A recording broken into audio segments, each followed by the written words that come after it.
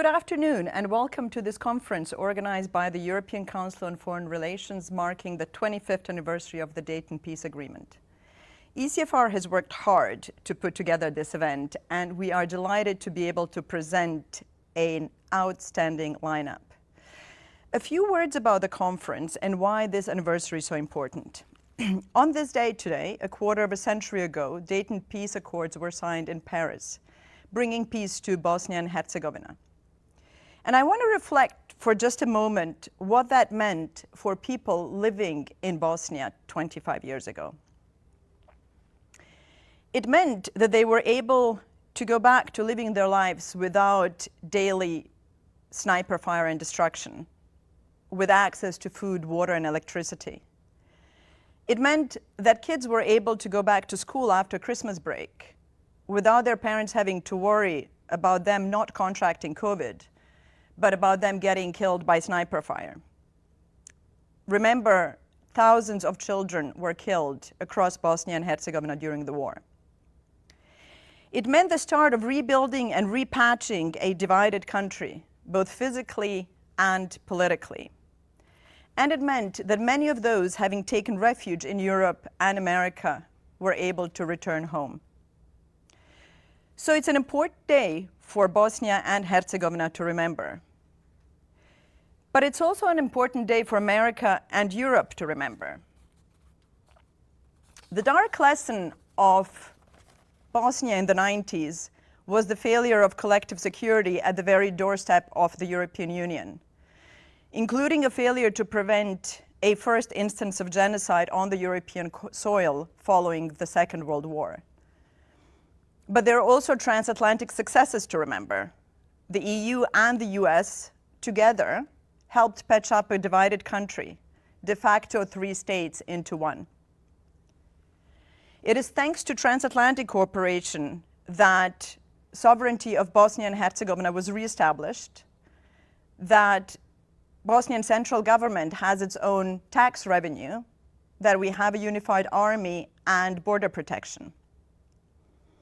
But huge problems remain. And our conference today will focus on present challenges in Bosnia and the future, and not least the future of young people in Bosnia and Herzegovina. And perhaps the biggest challenge lies in the fact that 5% of the population has left Bosnia in the past 5 years. And those leaving are mostly young and educated. Young people are leaving because they are deeply frustrated by the politics of those who claim to represent them. And the reasons cited most often for leaving are corruption, failure in governance, and nepotism, and the lack of perspective. Dayton brought peace to Bosnia and Herzegovina, but political leaders did not make use of this opportunity.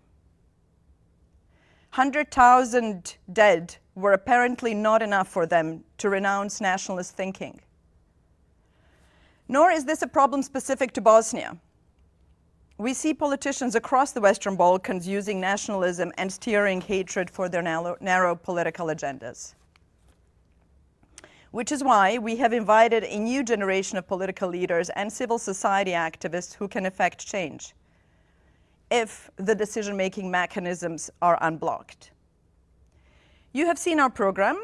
We are proud of our distinguished lineup of speakers and honored that the 42nd President of the United States, Bill Clinton, will be joining live for the second day of the conference. But I am especially proud to be able to introduce young activists and students from Bosnia and Herzegovina. Some of them were children when Dayton Peace Accords were signed, and others were not even born. In my opinion, they are the real stars of our conference and have an important message. So once again, welcome to all, and thank you for being with us. Now my colleague Anna Ramić will give you some instructions. She is very strict, so please pay attention. Over to you, Anna. Thank you, Majda, and thank you to all of those for joining us here today. Majda and I will be your hosts for the duration of this conference. This conference is a 2-day event starting now, as you may have guessed, and running through tomorrow, Tuesday evening at 7:30 p.m. Berlin time. We'd like to welcome those of you in the Zoom call joining us, and also those following us via live stream from Bosnia and from elsewhere. Before we begin, I'd like to just note a few things to keep in mind during the conference, please. For those in the Zoom call, please type your questions in the chat if you'd like to ask any of our speakers or panelists a question. As always, we are likely to run short on time, so if we don't get to your question, an apology in advance. And to all those of you following us on the live stream, to join the conversation, please do tweet or share your posts via Facebook with us using the hashtags ECFR events and hashtag Dayton25.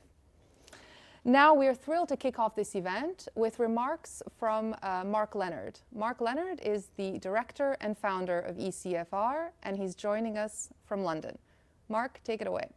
Hello, and a very warm welcome to this conference organised by the European Council on Foreign Relations on the 25th anniversary of the Dayton Peace Conference. My name is Mark Leonard. I am director of ECFR, and I'm very, very honoured to be welcoming you to this virtual event today. I'm part of a generation whose worldview was completely shaped by the wars in the Balkans, and I remember very clearly how much of an impact the war in Bosnia in particular had on my thinking about the use of military power, about the European project and the transatlantic relationship. But even though we live in a completely different world now from 25 years ago, one shaped by great power competition, by the weaponization of globalization, and by the instrumentalization of international conflicts, we can still see that the Dayton conference casts a long shadow and has an enormous impact on people's attitudes to contemporary conflicts, from Libya to Nagorno-Karabakh, or Syria or Ukraine. So it feels like a very important moment to come together and to reflect both on the road to Dayton, but also what its consequences are for the 21st century. And we're very, very happy to be bringing together so many of the key participants in Dayton itself, people such as Bill Clinton, Carl Bildt, Wolfgang Ischinger, who can help us both look back and look forwards. We are very grateful to the Rockefeller Brothers Fund and to the European Fund for the Balkans for making this conference possible, and hope that you have incisive, exciting, and intellectually stimulating few days as we talk through these important topics. But for now, from me, Mark Leonard, it's goodbye.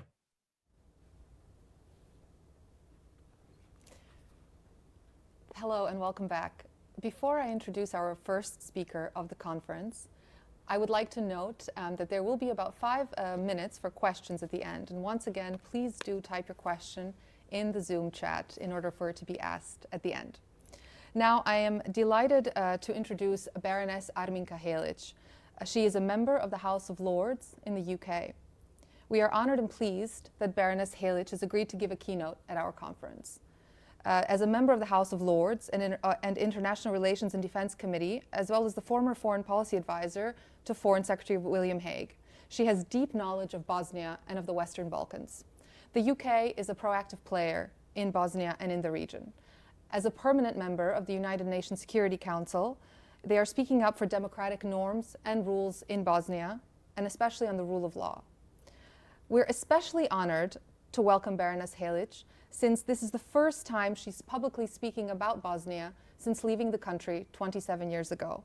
Welcome, Baroness Helić, and we look forward to your remarks. Thank you very much, Anna. I hope you can see me, I hope you can hear me, and may I just start by thanking the and for thinking of me as one of your speakers. So thank you all very much. I have little right to talk about what it is like to live as a Bosnian citizen today, as I have lived in the United Kingdom, as you have said, for the last 27 years. I do not face the obstacles that others confront on everyday basis, the barriers faced by young Bosnians who were born after the war. But I am a child of Bosnia. I spent my formative years there, and I left only reluctantly. I know that the human potential of young people in Bosnia is as great as that of any other European nation. And in that spirit, I hope I can humbly offer some thoughts. I would like to start by acknowledging all the victims of aggressive nationalism in the Balkans. I want to pay tribute to the leaders who worked to achieve peace, such as President Clinton and the late Richard Holbrooke, those who worked to cement it, like the late Lord Ashdown, and all those who have guarded it, including the military and civilian personnel from NATO and non-NATO countries. And I also want to acknowledge above all the new generation of younger politicians in Bosnia and Herzegovina from non-nationalist parties who are a reason for hope about the future of the country, and all the members of civil society for their contribution to Bosnian recovery. The peace in Bosnia has defied all the expectations. For 25 years, no bullet has been fired in anger, and Bosnians have not heard the sound of shells or sniper fire. For me, that is a colossal achievement, because the peace grew out of the most savage of wars, out of ethnic cleansing and out of genocide. But if only peace had been accompanied by prosperity, the rule of law, true democracy, irreversible social progress and unquestioned sovereignty, think how different our celebration would be today if that had been the case. It is a reminder that peace isn't just an absence of bullets flying, it is everything that is supposed to flow from it to the benefit of each and every citizen. The Dayton Agreement stopped the war, but even its architects look back and recognize its flaws. It was supposed to be a temporary arrangement, not a permanent solution. The political structure it is imposed upon Bosnia and Herzegovina sometimes exacerbates many of the problems the country is facing. Bosnia today lives in peace, but it is still in the crosshairs of some of its neighbors, and still in the hands of the corrupt elite and self-serving nationalists who feed off each other while keeping the people hostage to their backward and selfish fantasies. Tragically, many young Bosnians do not see a future and are leaving the country. There are villages and towns that are emptying, and Bosnian citizens will turn on the television to hear hateful, menacing speeches, threats, and the celebration of war criminals in some parts of the country, creating a sense of permanent insecurity. I believe that we should stop and ask ourselves, why is it that every citizen of the European Union, America, Canada, any other country, has the right to live without the fear of war and can dream of a better future than their parents had? Why is Bosnia any different? Why should people in Bosnia live with the virus of nationalism and the permanent fear of what the future brings? Why should young Bosnians have to live with joblessness, corruption, and uncertainty, as well as the trauma of past? They should not, is the answer. But under these circumstances, who can blame Marko, Aida, Ivan for wanting to leave? I therefore hope that on this anniversary, our focus can be not only marking 25 years of peace, but also think of how can we build 25 years of prosperity to come in the country. How do we get there? I had some thoughts about this. First, while Bosnia can do it on her own, the majority of the work will have to be done locally. All politicians are elected to serve the people, not themselves, not their families, their friends, or their ethnic group. They are, or ought to be, accountable to every single citizen of the country. Their focus should not be changing borders, but dealing with pollution, building roads, hospitals and railways, attracting outside investment, negotiating trade deals, visa-free travel arrangements, and making sure that every graduate and school leaver in Bosnia has the opportunity to find decent work within their own country instead of having to leave, as someone recently put it, leave and live as a second-class citizen abroad. If the issue of Bosnia's border were to be finally taken off the table, then one of the main levers of power and control and excuses for failure exploited by nationalists and corrupt elite would be removed. Their success would have to be measured in the numbers of jobs created, new startups launched, kilometers of new roads built, and in the numbers of doctors and nurses trained who can stay and work in Bosnia rather than have to migrate to live and work in Germany or Austria. That day cannot come soon enough, and I hope that Bosnian citizens and the international community as a whole will hold Bosnian leaders to their responsibility to produce that kind of progress.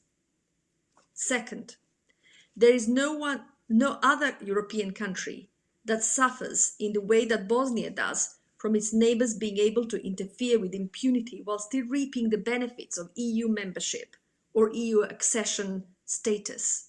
Some leaders in those neighboring countries think that Bosnian borders are still open. Question: I think that is a ludicrous starting point. Bosnia deserves and requires the disengagement of its neighbors. The only guarantor of security can be people and government of Bosnia. When you have a house, you don't give a key to your neighbor to look after it if you are inside, in particular, if your neighbor once broke in by force. If there is one thing I would like to see in my lifetime, it would be the whole region integrated in the EU, including Bosnia. This will take time, but it should not stop us from working on stability. I would therefore like to see a treaty of friendship signed between Bosnia, Serbia and Croatia to start with on this road, based on non-aggression, non-interference and mutual respect for internationally recognized borders. A treaty of equals. I would challenge the leaders of each country to say, why not start on this work immediately? And I hope that Germany, that signed a treaty of this nature with Poland in 1991, could champion and steward this proposal. And third, instability in the Balkans is a permanent threat to stability in Europe. And if I can share one message with our European partners, it is, don't look for solution to Bosnia long-term stability outside of Bosnia. Don't look to Zagreb. Don't look to Belgrade. Look for solution in every citizen of the country, regardless of their religious background, because only Bosnian citizens can build a stable Bosnia and Herzegovina. No one else can do it for them. Fourth, I'm encouraged by the election of the United States' new president, Joe Biden, who knows and understands the Balkans and the leverage that America has in the region and in Europe as a whole.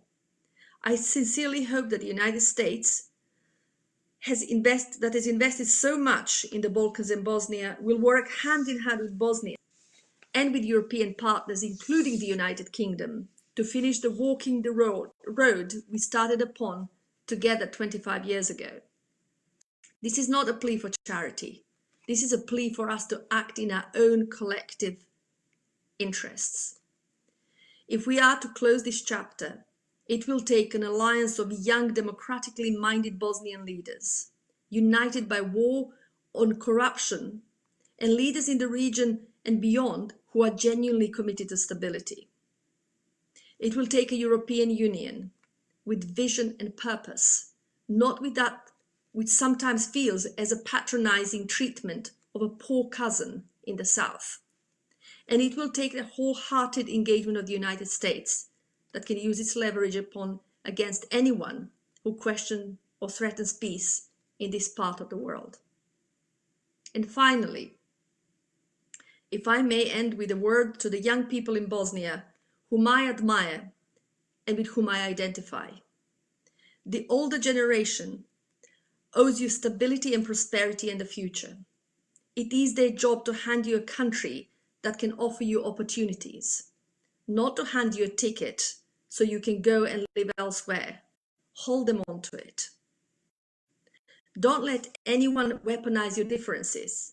Bosnian diversity is the base for its success, not a reason for failure.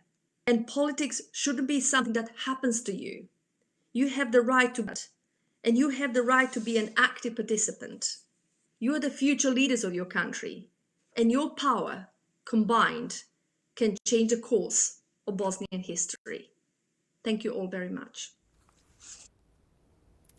Thank you very much, Baroness Arminka Helić. First, I'd like to apologize for those of you who were not able to hear us. I think we had some issues with our audio. I hope that is fixed now and you can hear us just fine. Once again, that was Baroness Arminka Helić from the House of Lords in the UK. We'd like to thank her for her insightful remarks. We have just time for about one question, perhaps two, but we'll start with the first question asked in the Zoom chat by Janata Karabegovic. The question is, for the Baroness, of course, what do you consider the biggest need in terms of peace building and transitional justice for young people today, and if that is different for the older generations that could mitigate the ongoing emigration? I think the biggest goal ought to be job creation. It has to be, as I said, that we need to get to the stage where people who graduate, the school leavers, they don't look for a visa and a ticket to leave the country. They have access to the job market, access that is guaranteed to them, and it's not conditioned by their parents being able to pay for them to have a job. It's not conditioned by a young person needing to join a party in order to get a job. It's not a condition by corruption that often surrounds circumstances like this. So young people, the best help can be by investing in the younger generation, by strengthening the civil society, by ensuring that those who are in power are kept accountable and are not elected in order to have a job and provide for their closest, whether that is a family or whether those are friends or whether those are cronies around, but they provide for the town, for the citizen who have elected them and who have put them in their places.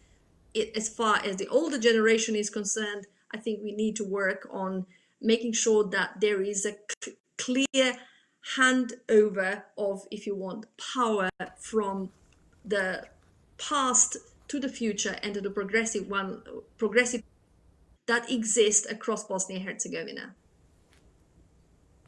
Thank you very much. We have another question here from Ambassador Matt Field, who is the UK ambassador in Bosnia. The question is, I really welcome the message on building 25 years of prosperity and a future here for young people. I'd welcome your thoughts on how also to address the legacy issues of the past, such as finding them missing, prosecuting war crimes, or tackling the stigma and impunity for sexual violence in conflict, an area where you have shown such personal leadership. Thank you. Thank you very much, and thank you very much, Ambassador, for your questions. I think the best way of building a future is to have a clear understanding of what kind of past we share together, and also to have a clear understanding what our present is. I strongly believe that the best way of building a strong future is having an element of accountability, of truth and justice, of understanding that crimes have been committed, and also that that there is accountability for those crimes. I think that the work quite has been done through the ICOI, International Court for Former Yugoslavia. There's an excellent work that has been done by the International Commission for Missing Persons, and there is some work that is done on prosecuting crimes committed against women in particular in Bosnia and Herzegovina, and that is something that we need to build upon. But as I say, the future can only be secured as safe and long-term and strong if we know where we started and what our starting point is. And I hope that we can all look at what we have done, what has been done on our behalves, and that we can openly, for the sake of those who are coming after us and for whom we want to leave a country that can offer prosperity and a future, that we can honestly look into our legacy and address it with honesty and fairness. Thank you very much. To close it out, I think we have time for just one more question. And it's another question from our Zoom participant, Denisa Sarajlić from the Belgrade Security Forum. The question is a bit of a broader one, and it asks, how do you see Bosnia and Herzegovina beyond Dayton? I want to see Bosnia and Herzegovina. It's a really good question. So Denise, thank you very much for asking it. I think Bosnia and Herzegovina is not a special country. It is a European country whose future lies within European family of nations, within the European Union. And it should be treated as such, and it should be supported as such, to both face up to its demons from the past and be helped to take steps necessary to bring it to that European Union future. How do I see it beyond the 25 years?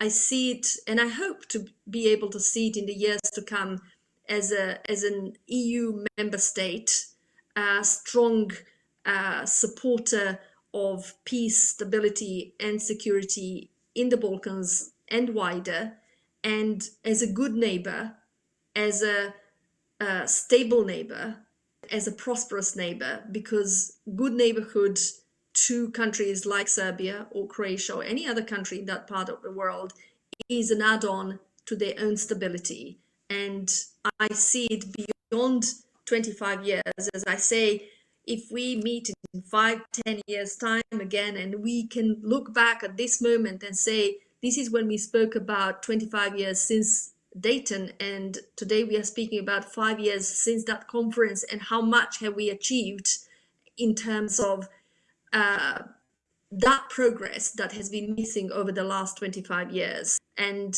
that would be my, and if I could sit down and write it, I would want to see Bosnia, say, member of the EU, eventually member of NATO, and a country that exports stability to Europe and elsewhere. Thank you so much for that response. I think, and thank you for your insightful remarks. I think that was really a perfect opening for our conference, and we'd like to thank you again for having the time and the interest in speaking on this occasion. Now, I would like to thank you. I'd now like to introduce to all of you a documentary made by students from across Bosnia. We hope that you will join us in watching that documentary, which we'll show in just a minute here. We'd like to especially thank Ida Avdibegović, the person who directed this documentary. She's a drama and peace educator, and she traveled across the country to gather these students and put this group together to show you this message, which you are about to see. After the documentary finishes, we'll have a few minutes break until 2:45, when we will have our first session, panel session. We hope that you'll join us then again at 2:45 p.m. Berlin time. And the session will be chaired and moderated by Vesela Cherneva, the ECFR Deputy Director, who will be moderating it from Sofia in Bulgaria. Thank you very much, and we look forward to seeing you again at 2:45.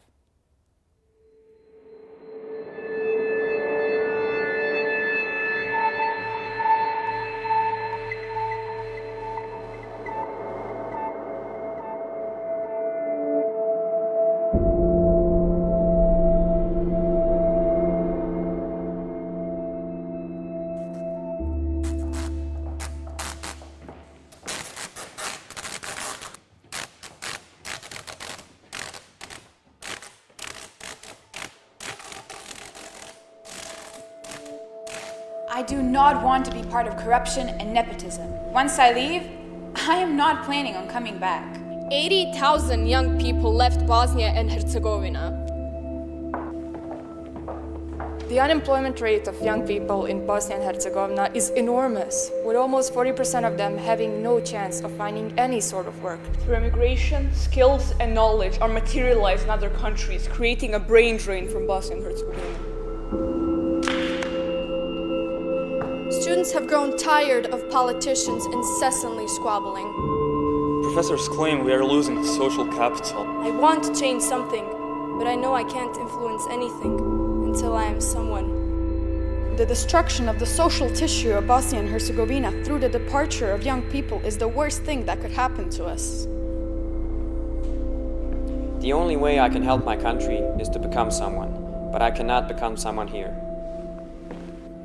We let our young people be second-class citizens of foreign countries. I feel like I'm listening on a CD Stockholm loop here. It's all nationalism and ethnic hatred and will there be another war? It's outdated and we're fed up. Life now, not on hold.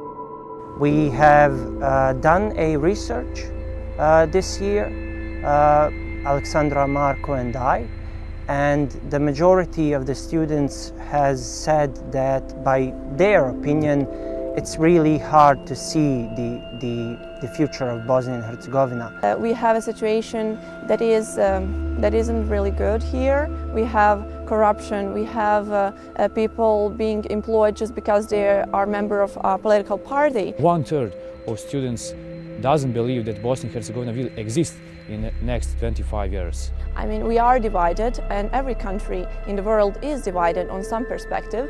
That is normal, but we need to learn how to manage those differences and how to live in a society that has such differences within it. I don't believe that this country can be united in its unity, but it can existing in its diversity.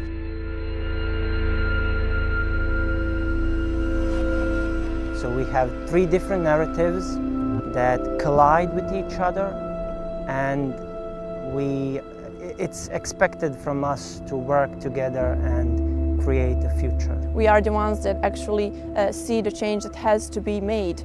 We are the ones that can develop things around here, and we can't do this alone. That is the main problem. We need someone to push us, to help us. We need someone that is going to help our education. We need someone who is going to work with us. Let us respect all our differences and build a society in which all that will be implemented and respected.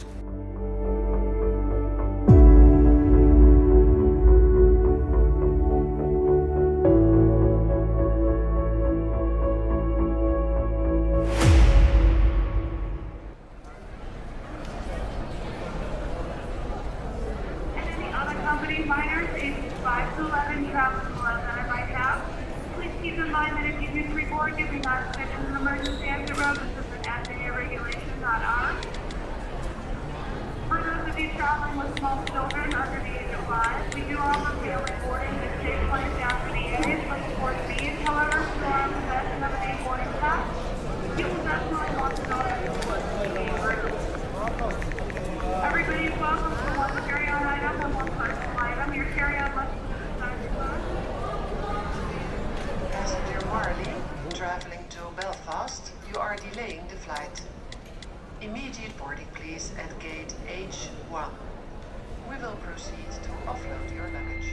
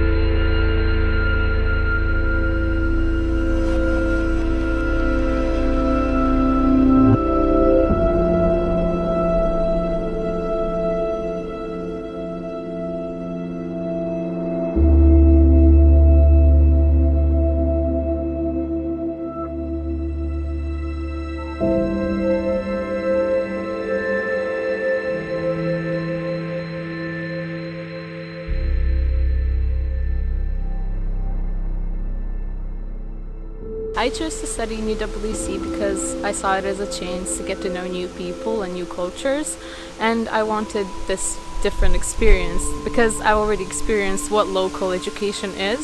So I saw it as a chance of getting better education and learning new perspectives from other people around the world.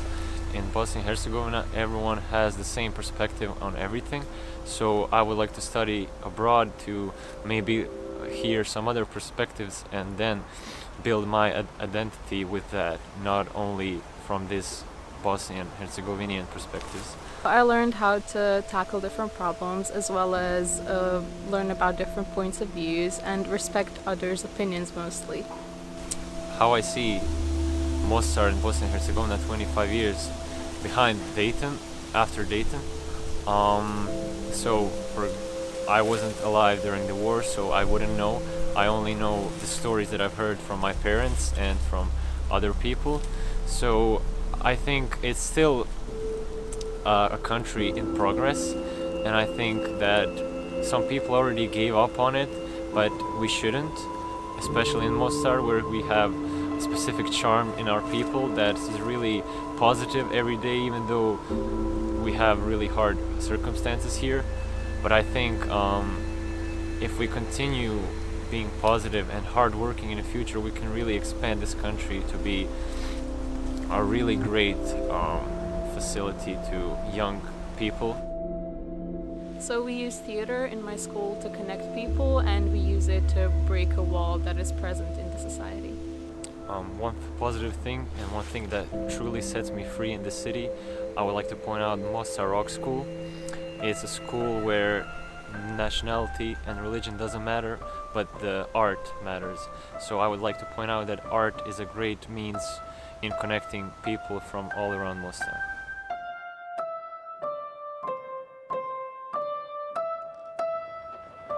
If I ever were to leave this country, I would love to come back because I genuinely love the people and the country itself.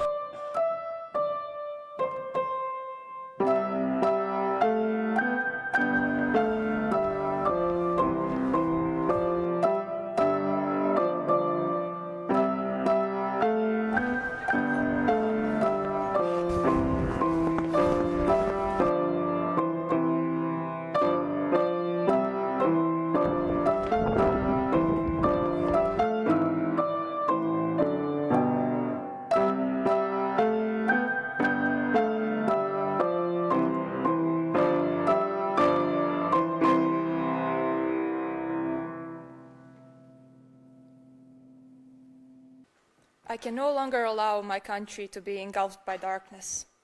I need to fight for my own future and the future of our youth. I should be part of the change. If we leave, who will lead our country to a better future? Out there, it isn't as ideal as we thought it was. I must devise my own chances. We should stay here. We cannot allow ourselves to be the ones leaving just because the selfishness and carelessness of others. Maybe I shouldn't leave.